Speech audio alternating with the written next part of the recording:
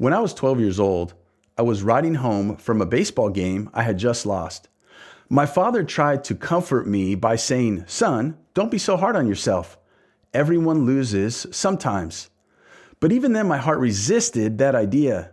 I had already absorbed the spirit of competition, the belief that loss was something to be feared and avoided at all costs. Years later, I came to understand that Scripture speaks of a very different kind of loss, one that does not end in shame, but in life and victory. Jesus said, "Whoever would save his life will lose it, but whoever loses his life for my sake will find it." He set before us two paths. One is the pursuit of self-preservation, clinging to our name, our reputation, our comfort, our ambitions.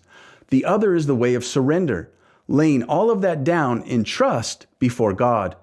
To seek to find your life in this world is to lose it, to grasp at control, recognition, and security apart from God is to forfeit the very life you are trying to protect.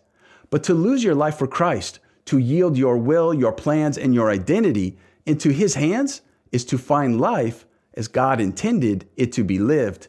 Jesus Himself is the pattern. As Scripture tells us in Philippians, He emptied Himself, taking the form of a servant, humbling Himself in obedience to the Father, even death on a cross. He made Himself of no reputation, bore the weight of our sin, and endured the wrath of God, that we might be reconciled to God and live in Him with peace by grace through faith. So do not fear the loss Jesus calls you to. Do not cling to what must be surrendered. Be willing to lose your life for His sake, your name for His name, your standing before men for faithfulness before God, your comforts for obedience, your ambitions for the will of the Father. For the one who seeks to find his life will lose it, but the one who loses his life for Christ will find it.